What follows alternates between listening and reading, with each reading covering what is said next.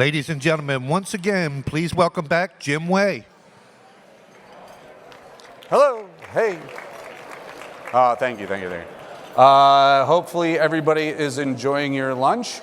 We're just going to try to keep things moving, so keep on eating. You'll be served and everything during the talk. So please enjoy. We are very, very excited. And I just wanted to say, we're going to have our keynote speaker and then some awards. So please, please, please stick around for the awards. It's some amazing stuff going on, and we'd like those people to feel recognized. So we're very excited to have today's Luncheon Keynote speaker with us, and I'd like to invite up CJ Loria, NASA Portfolio Division Manager of our silver sponsor, Leidos, and also an astronaut himself, to introduce our speaker. CJ. Thank you, Jim. Thank you. Thank you. It's my distinct pleasure and honor to introduce to you today Michael López-Alegría, Chief Astronaut with Axiom Space. Mike is a decorated astronaut who returned to low Earth orbit for the 5th time earlier this year as commander of Axiom 1's Mission 1, history's first all-private crew to the International Space Station. Mike L.A., as he's known in the space community, is involved in both operational and business development efforts with Axiom Space. He has more than 40 years of aviation and space experience with the United States Navy and NASA in a variety of roles, including naval aviator, test pilot, program manager, astronaut, and commander of the International Space Station. He also holds NASA records for the most extravehicular activities, EVAs or spacewalks, at 10, and cumulative EVA time at 67 hours and 40 minutes. And he was inducted into the Astronaut Hall of Fame in 2021. Mike L.A. is the former president of the Commercial Spaceflight Federation, where he was a spokesman, thought leader, and advocate with the U.S. Congress and executive agencies for favorable public policy on behalf of the commercial spaceflight industry. This keynote will be moderated by ISS National Labs' very own Patrick O'Neill. Patrick?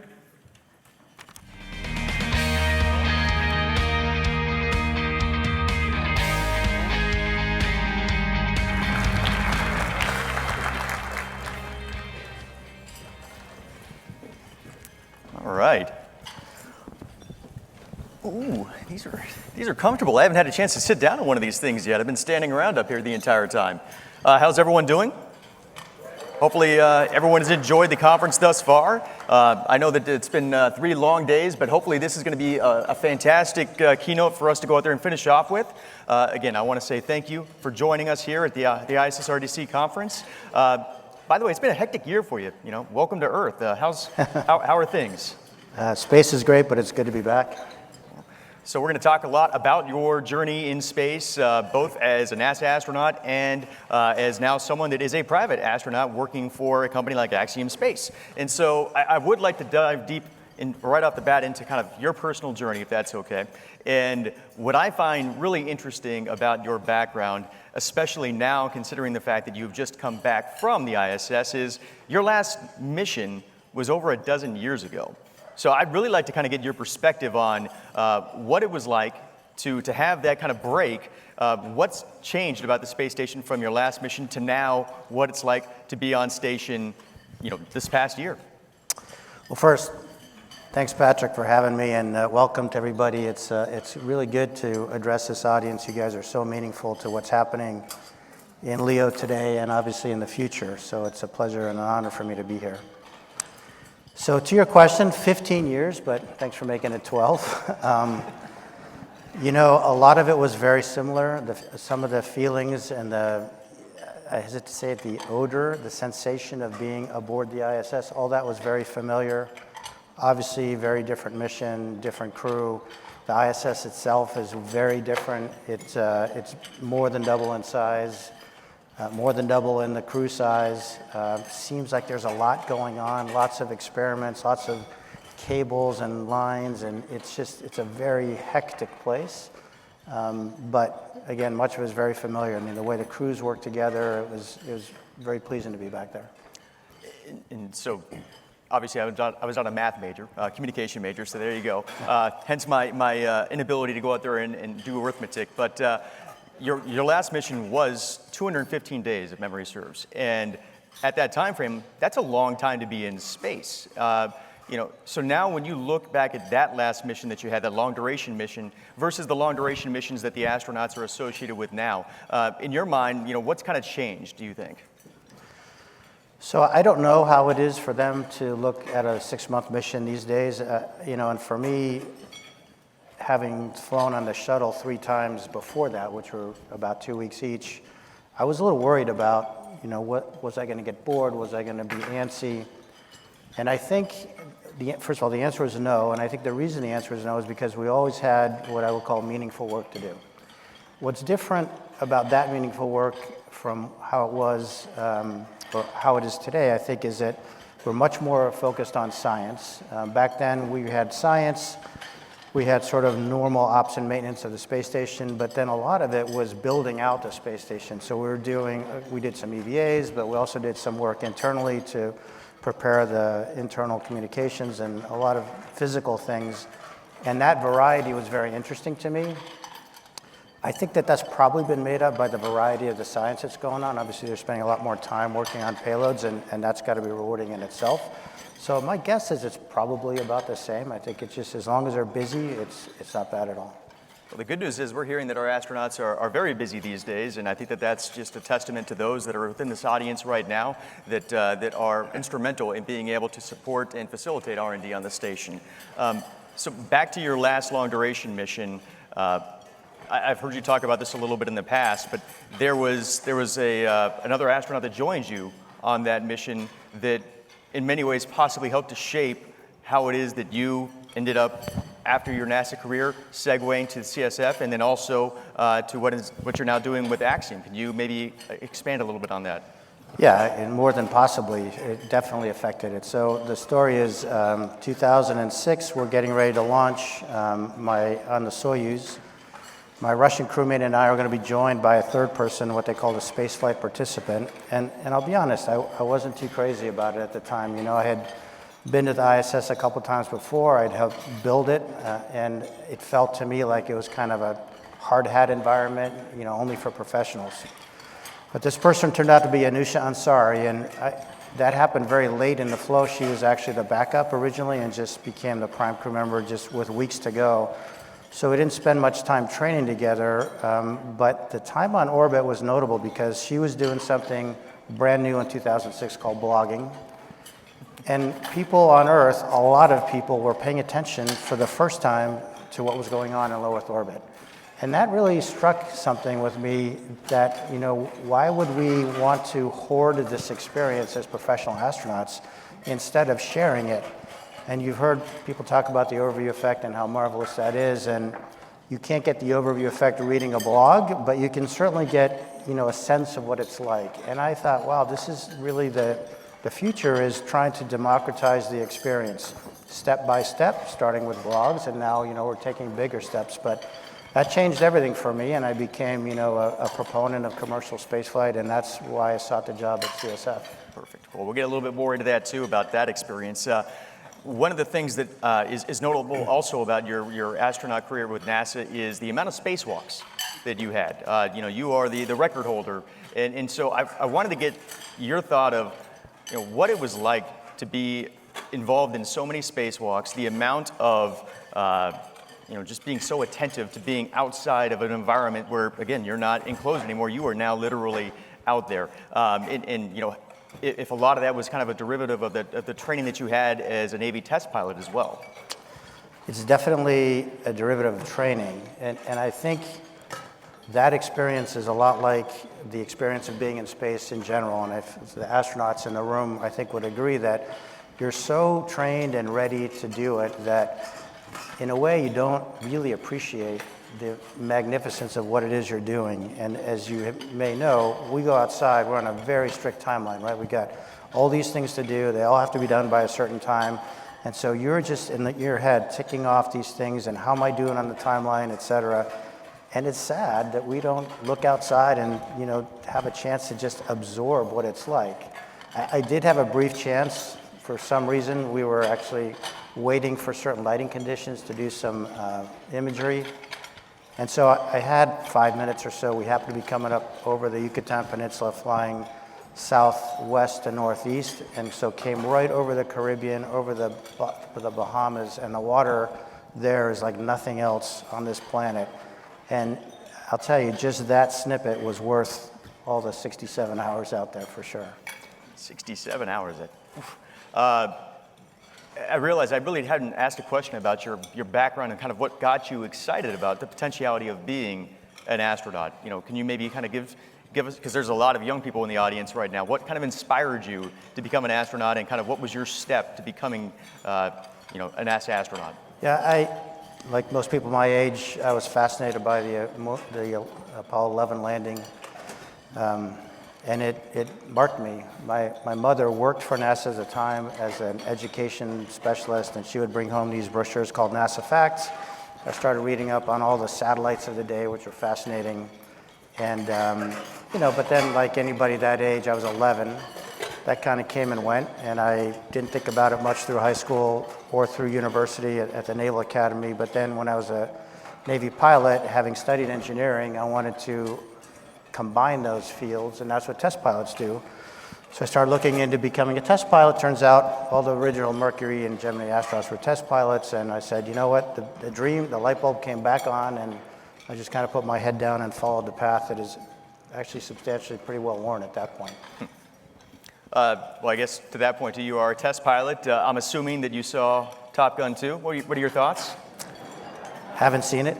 You haven't seen it? What are your thoughts? I hear good things. I've seen it multiple times. I walked away and I was very much so taken aback by just the fantastic imagery of it all. So I certainly, since I'm not a NASA employee, I can go out there and endorse and say that, yes, go out there and watch it. And hopefully it inspires people to want to become naval aviators similar to yourself. You've convinced me. I'll go. Okay. All right. There we go. All right. So, back to I guess the normal part of the conversation. So you mentioned you being associated with CSF. And so I'd like to get your perspective, in the early 2010s, I think it was 2012 when you joined the organization, commercial space was still probably something that was very, very new. So I'd like to kind of get your perspective on when you first joined that organization, what types of companies were you engaging with? Was there a demand, or were we trying to build the demand at that juncture?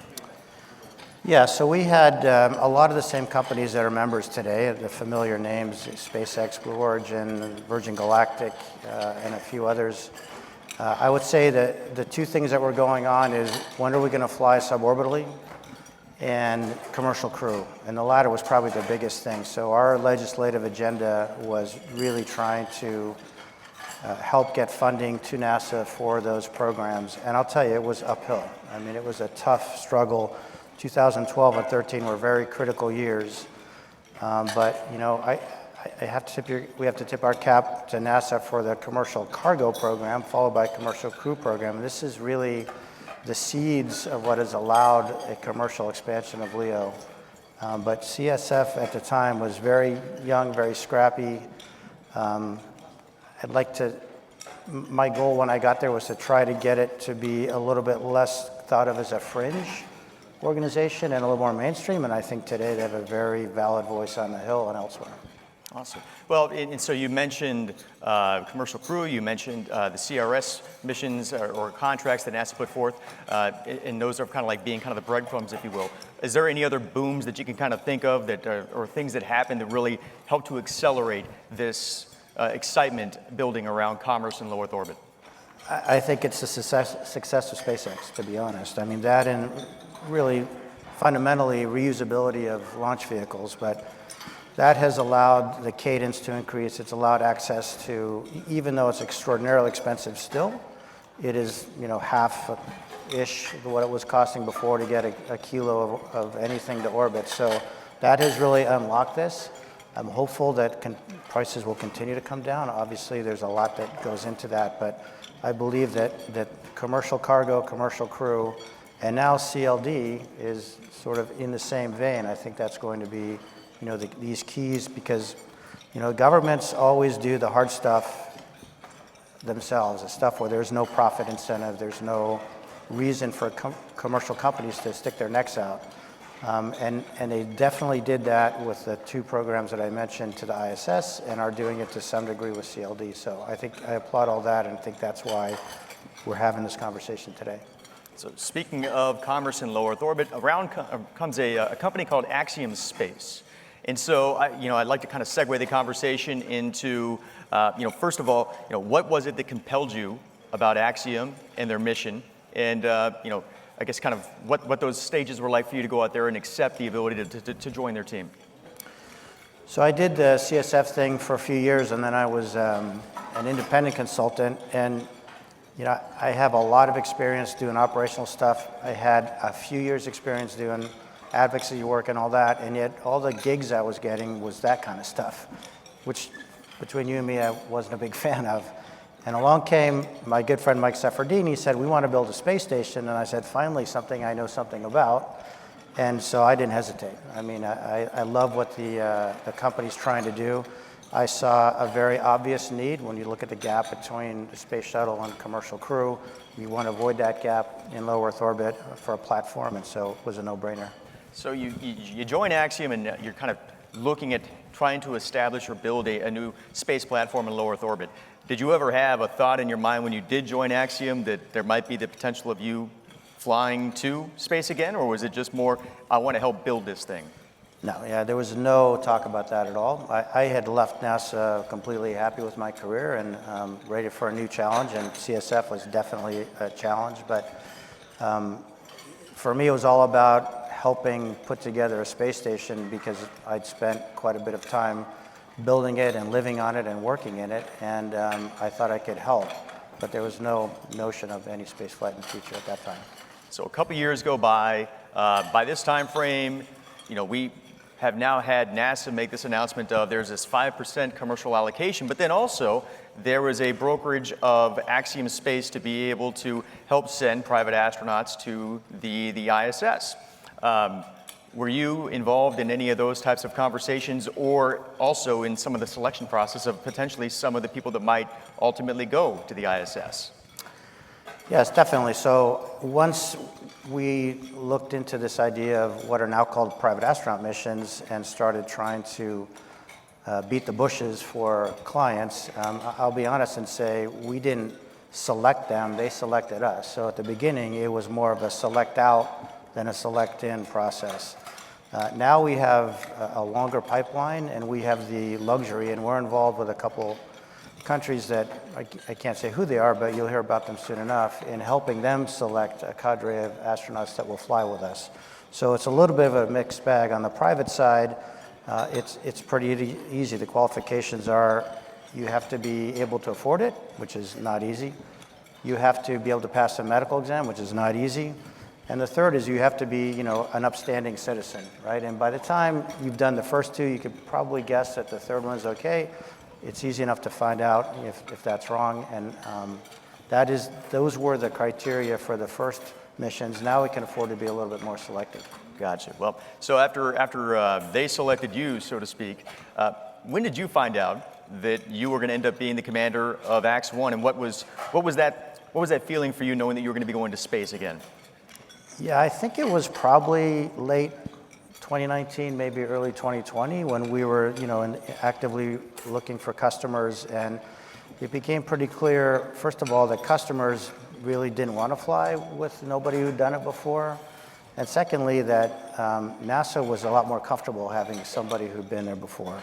And so those two things combined, and we were having a meeting, we looked around the room, and I was the only guy who'd been to space, so I raised together, my huh? hand, yes, I volunteered. Well, again, it's interesting how things ultimately work themselves out, where you maybe take a job thinking it's going to go one way, and then eventually now you get to go to space again. So hopefully the excitement was there for you to know that you were going to have the chance to experience that with these crew members. Yeah, you can only imagine. I mean, I mentioned the fact that when you're in the middle of being an astronaut, I'm not going to say it's routine, but it's your job. I mean, it's what you do every day, and you get very accustomed to it, and it's life as normal.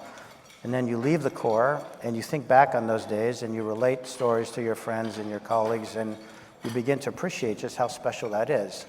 And you become very nostalgic about it. And so that's where I was, late night 2019, 2020, and all of a sudden, somebody affords you the opportunity to go back, I mean, it's a blessing. I mean, it's an absolute gift. So, as mentioned, you are a trained astronaut. The people that you were going to be going to the ISS with, they were not trained astronauts. Can you maybe describe that process of what it was like to work with them, to prep them for what was going to be arguably a unique trip unlike any other? Sure. So it's a lot of training. I mean, it is very different than what you might think of training to get on an airplane to fly or even a suborbital flight. I mean, it's about, I'd like to say 5 months, but it's honestly probably a lot longer than that. It started with a zero-G flight to get them to know what microgravity is like. We went from zero-G to hyper-G in centrifuge to mimic the profile of Gs that we would feel on launch and reentry. Then we did this exercise that I think you see on the screen, which is suffering as a team, I guess I'd call it. This is something that we got out of the NASA playbook, which is a course taught by the National Outdoor Leadership School. So they basically put you in a situation where you're physically uncomfortable. And it turns out people's barriers, threshold to bad behavior get lowered. And when bad behavior comes out, you talk about how you can anticipate it and deal with it. We learn each other's strengths and weaknesses. But most importantly, it's a bonding exercise. I mean, what doesn't kill you makes you stronger. And this was close, but we came out very, very strong. Then we went to NASA. Obviously, we're going to live and work aboard the space station for what we thought would be 8 days. Obviously, you have to use the galley and the toilet and the sort of day-to-day life things, but you also worry most about emergencies, fire, depress, and toxic atmosphere. So we spent a lot of times, first in classrooms, then in mock-ups, and then finally doing full-blown exercises with a team in mission control as if we had one of those situations on board. Then we had to learn the Crew Dragon vehicle because that was going to be our transport to and from the space station. Mostly a two-person vehicle, but again, you have the same risks of fire and depress, so there's a lot of training with all four of us, lots of simulations, back and forth to Hawthorne quite a bit. And finally, I don't want to leave out the payload training, so we had a lot of experiments, which I hope we'll talk about later, but those things you've got to learn how, you've got to write procedures, you've got to know where the hardware is, you have to know how to put it together. So you spend quite a bit of time doing that and also giving a lot of blood, urine, saliva, and other biological functions in the name of science for what they call baseline data collection. That's pre-flight, post-flight, and some of it in flight as well. You got to love in the name of science, so there you go. Back kind of to your background, you had the chance to fly on Shuttle, you had a chance to fly on Soyuz. Now you're flying in Crew Dragon and SpaceX. Can you talk about the differences of what it was like to prepare yourself for those respective space flights? Yeah, I mean, anytime you do something new, there's a certain, I wouldn't say anxiety, but accommodation you have to get through, right? You have to understand the new language. And in the case of the Soyuz, that's literal, not just figurative. And sort of there's a step up, learn all the acronyms, the concepts and all that. And I think because SpaceX is an American company and because it's a very intuitive and modern design vehicle that takes a lot of account into what a human, how they think, that it was very easy to get used to flying that vehicle. It's marvelous. I mean, the technology is amazing. And the Soyuz, was around since 1967. So you can imagine, in addition to being really tight, it's tough to operate. The ride's the same, more or less. I mean, beyond the claustrophobia part, the acceleration profile is more or less the same. But it just felt more familiar, like I was going to drive a new rental car rather than something that, some vehicle that had the wheels on top. Some rental cars are definitely better than others, but and also I do want to encourage those that are in the audience. I apologize I didn't announce this earlier, but again, if there are going to be some questions, if we have time, we'll try to field those, but please feel free to ask those through the app, and then we will try to get to them as we can. Okay, so one of the other takeaways that we had as we were nearing this mission and you mentioned it when you were describing your initial opportunity to deal with a spaceflight participant, was that we didn't want to look at these as space tourists. These were not, these were private astronauts that were going to the ISS. I think that your team and NASA really wanted to make that point very clear. Yes, it was very important to all three of our customers that this be viewed as a mission very similar to a government mission. And so they each went out and solicited experiment ideas from institutions with which they were familiar. We can talk more about that if you want.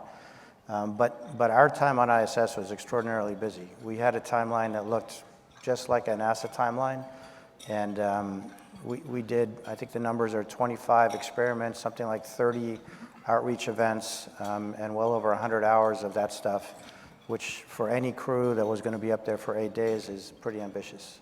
Yeah, so we'll definitely get into more of some of the actual science that was performed during that time frame and kind of the importance of that science.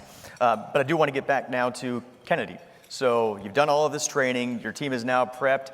It's also, again, it's been a while since you've been able to fly. Now here you are. You are strapped in. You're ready to do a little shake, rattle, and roll. What was going through your mind at that time frame? And you know, I don't want to speak for your crew members, but I have to imagine that they were equally going through a unique time frame for them too. Yeah, so we were delayed quite a few times close in, which was similar to my experiences on the shuttle. First time we launched, we scrubbed 6 times, and I don't remember the number on this, but it was on that order. And it's an interesting effect on you. You sort of become inured to the expectation, and I think that's in some ways a good thing, because you're a little more calm and you can try to appreciate the experience a little bit better. And for me, for the reasons I stated before, I was bound and determined to just live this and not think of it only as my job. Yeah. And so I was like a kid in a candy store, and you know, when you see the countdown clock dip from double digits to single digit seconds, I mean, there's nothing like that feeling. And I tell you, all the 4 of us were hooting and hollering the whole way up. There it is. So now let's get maybe back to talking about when you were on station. So everyone's excited, you launch, you eventually, you make it to the ISS. Now the real work begins. So you alluded to it. This was supposed to be an 8-day mission. There was a lot of science that was going to be performed. You know, I have to imagine there wasn't a lot of time for chit-chat. I mean, you made it seem as though you were very, very busy once you got there. Yeah, so we had warned our guys that the timelines that we were able to cobble together with their experiments were super ambitious. And we were able to dissuade them from doing some of the stuff, but they were very optimistic and said, no, by God, we're going to do this. And we got up there, and boy, we were overwhelmed. I mean, first of all, getting used to zero gravity is not an overnight thing. It isn't only the ability to move around, but also when you're doing something, you can't put your pencil down, you can't, type without being pushed off in the other direction. I mean, it's really challenging, and we didn't allow enough time for that. And so we were humping the whole time. Probably the first 6 or 7 days, there was no break. People were staying up late, not getting enough sleep. It was arduous. It was really tough. It reminded me a little bit of a space shuttle mission, because that's how those are choreographed, right? They're very specific. The difference is you've trained that timeline over and over and over again in a very high fidelity simulator with the very same hardware. I mean, we didn't have time to do all that, so it was a challenge for us. So when you're up there as well, I'm interested. It's supposed to be an 8-day mission. Are you working out like 2 to 3 hours a day like the astronauts typically do for a long duration mission? Was that part of the regimen as well? No, for a short duration mission, we decided that we didn't need to do any working out. I shouldn't say that exactly. We had therabands, so we had the ability to get your joints and your heart moving a little bit, but not all the considerations about bone loss and being deconditioned and all that. Just like in the shuttle, most of the time, if there was exercise, it was optional, and we opted not to do that because, among other things, we wanted to spend the time doing science. So let's maybe get into some of the science. As you mentioned, there was around 30-ish or so experiments. Can you maybe give some background on the types of investigations that were being performed and maybe what some of the processes were for the selection criteria? Yeah, so each of the folks had either existing relationships or ones that they cultivated to support the mission. Larry, the American, teamed up with Mayo Clinic and Cleveland Clinic, and his experiments were about heart health and aging, and also lower back effects of long duration, or I should say, microgravity on lower back.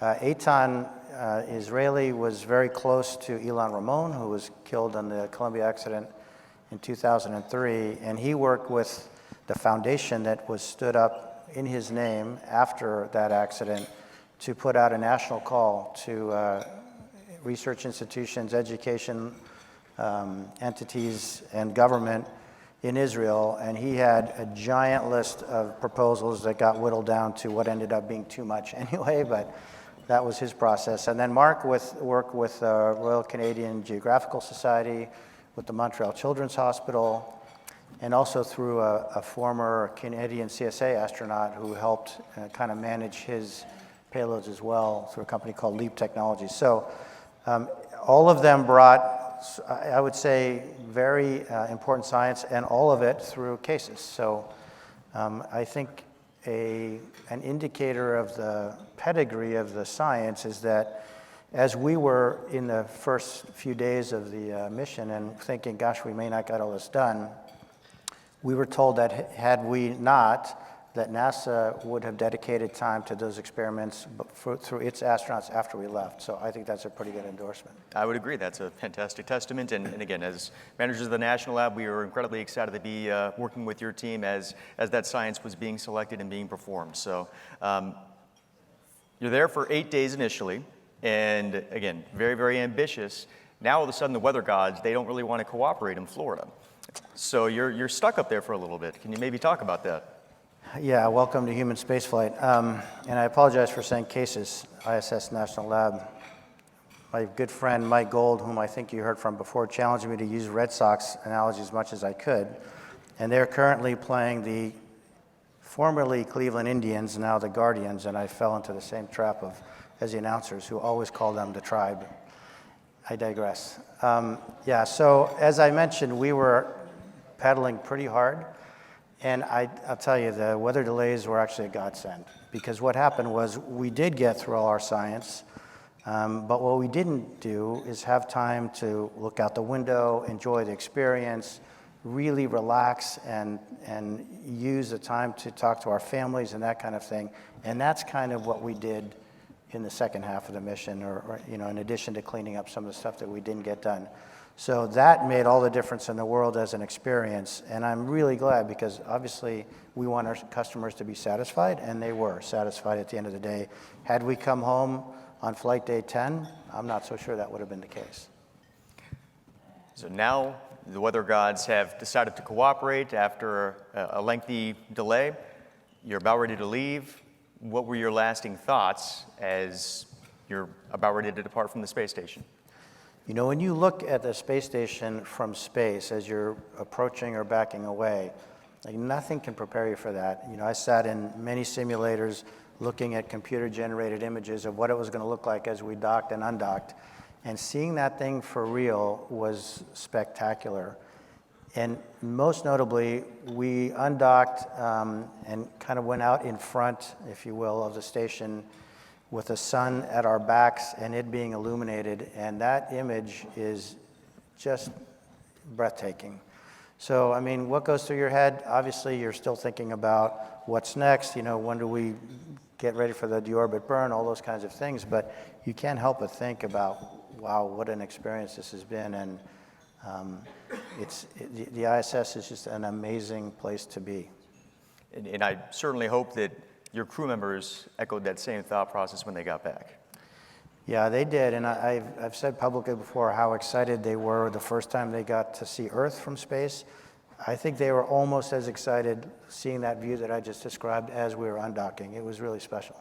Well, I guess the beauty of that too is that unfortunately we live in a day and age now where everyone's got their phone out and they're trying to take pictures and whatnot. This is a mental image that they're going to have for the rest of their lives. There's no selfies, there's no iPhones to go out there. That's going to be etched in their mind forever.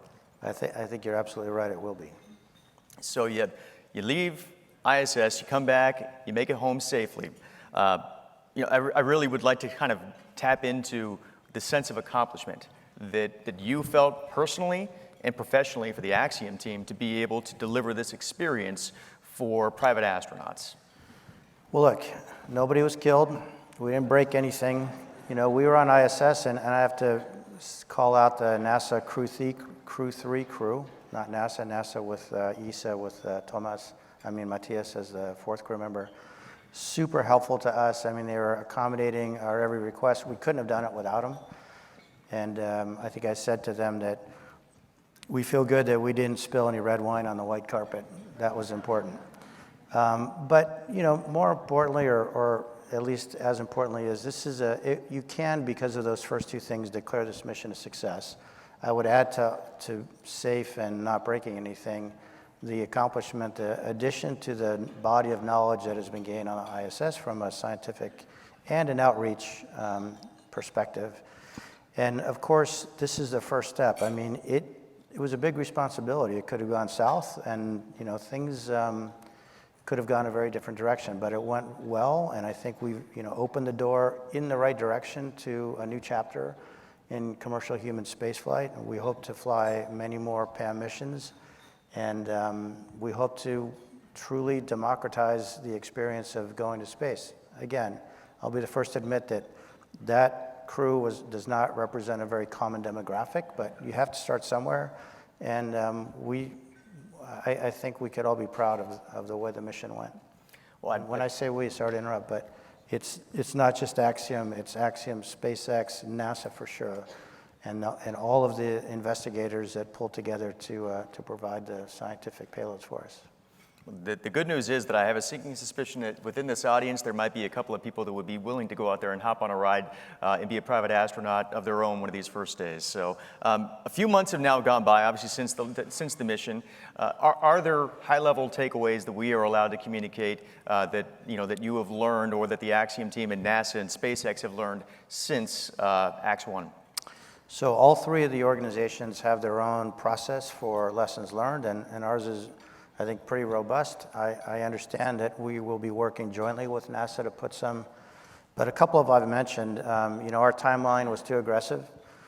We didn't allow enough time for adaptation to microgravity. I think my timeline needed to be a little bit less busy so that I could help the private astronauts, and I think you'll see that when Peggy flies on AX-2, that'll be the case, and that'll help offload the burden that we put on the ISS crew, although, as I said, they were super accommodating, but that's not really why they're there. I think it's important that NASA acknowledge that them helping us is an important step in helping this commercialization of LEO concept to become a reality. And so I don't want it to be thought of as taking away from their science. It, in a matter of fact, does take away from their science, but it is for an equally good cause to allow science to be able to be conducted in the future without interruption after the ISS is retired. So I'm interested too, obviously you said that, the short duration mission that you were going to have, there wasn't going to be any working out for you or the crew. You ended up staying there for a little bit while longer. When you did come back, how was that transition for you?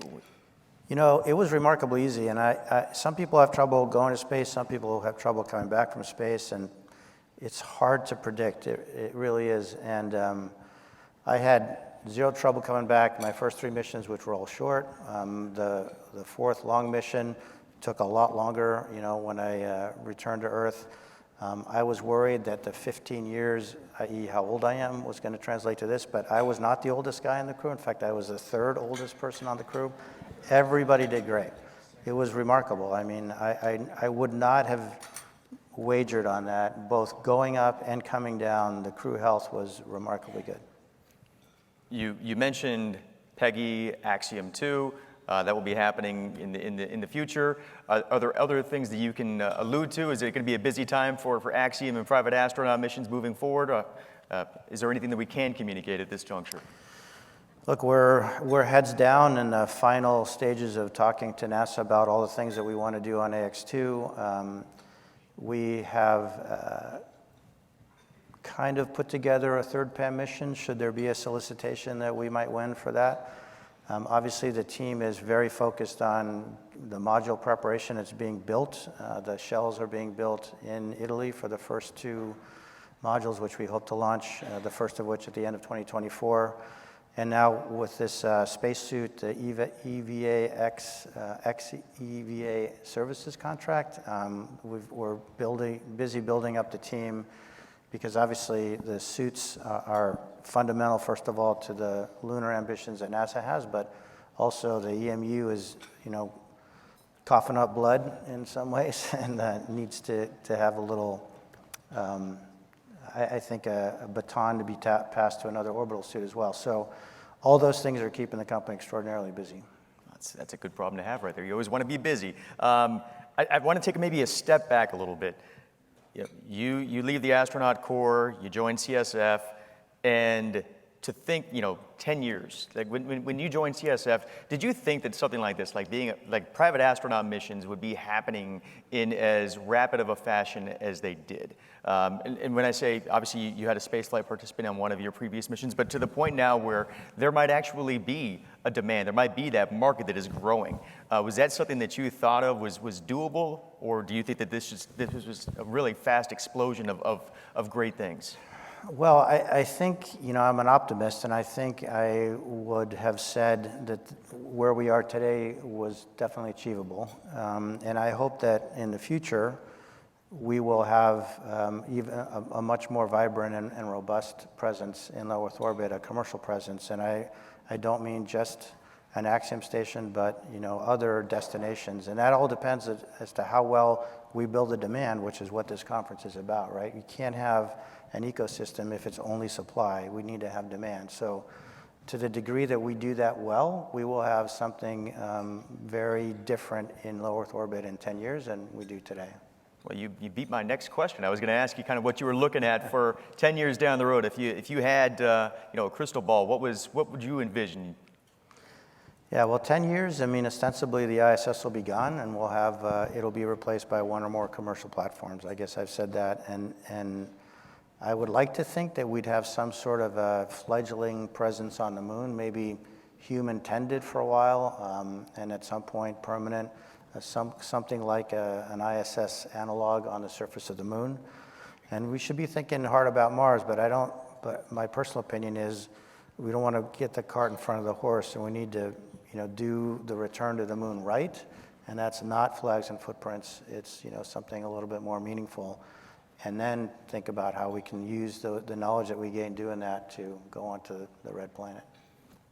So this is probably my last real question. Obviously this is the ISSRDC conference, and from my perspective, when I think about when Congress declared the ISS for the U.S. portion a national laboratory, one of the happy accidents that might have coincided with that was first they wanted to open up access and opportunity for R&D. But I don't know if they necessarily envisioned the type of business development that has now happened, whether that be companies like Axiom or a lot of others that are in the audience right now, the ability to leverage the space station to validate technologies, platforms that could eventually be used on other spacecraft, whether that be Axiom or some of the other partners as well. What do you think will ultimately be the lasting legacy of this space station? Well, certainly, we all dream about the headline in the newspaper that says, cancer cured from experiment on the ISS, and that hasn't happened yet, but I think the body of scientific knowledge that's being gained will be a legacy. I think, just as you said, this sort of stepping stone into the commercial world and eliciting other users of the microgravity environment. And despite, the buzz in the media this week about what's going on with Russia, I think that the international cooperation, maybe not in spite, maybe highlighting that is the international cooperation that this has fomented with our international partners, which I think, with all that's going on in the world today, that stands in stark contrast to how relations are going in other areas. And I think that will ultimately be something that is looked back along with the other two as a real legacy. I agree. You know, we had a great international panel earlier this morning where we just talked continuously about the importance of collaboration, continued collaboration, and hopefully that ends up continuing to be the case. I do want to try to see if there was any questions that might have come through. Hey, yeah, so we do have several. I don't think we'll have the opportunity to go through all of them, but I think we can get through maybe two. So what were some of the experiments that you worked on during your most recent mission? And is there one that you're most looking forward to the results of? Wow. I mentioned a few that the other folks did. Axiom had a few experiments as well. One that was kind of fun was out of MIT. It's called Tess Array, and it's a really long acronym. I'm not even going to attempt it, but basically it were these tiles that were either hexagons or pentagons. And if you looked at a soccer ball, that's how one of those things is put together. And the edges of these shapes were magnetized so that the idea is you could let them free float in space, and they actually would coalesce and form into a sphere. And the idea is to be able to create structures that way. Now, we only flew 7 tiles, so it wasn't enough to make a full sphere, but that was pretty neat to work on. The other thing that I'm not very knowledgeable on, but I understand has had pretty big repercussions, is modeling tumor organoids in space. So we had some samples that we flew up, and honestly, my job was to put them under a microscope, and they were imaged by the ground teams. That microscope is Kermit, and it's one of the facilities on ISS. And what I understand they've viewed from there was an actual dividing of cells kind of in real time, which had never been seen before in microgravity. And so I don't know, where they are in publishing that work, but I'll be excited to see what that looks like when it comes out. I've had the chance to meet with that team as well, and I can tell you I walked away from that thing with my mind absolutely blown as far as the types of things that they were looking at. So hopefully we're going to get some positive results from that, and hopefully it leads to future space flights for that team as well. Sandra, one more? All right, this will be our last one. What are you most looking forward to in the future of space exploration? And we'll kind of combine this with another one. Was there a particular moment that stands out to you, having traveled to space before and now being with first-time flyers that were not professional astronauts?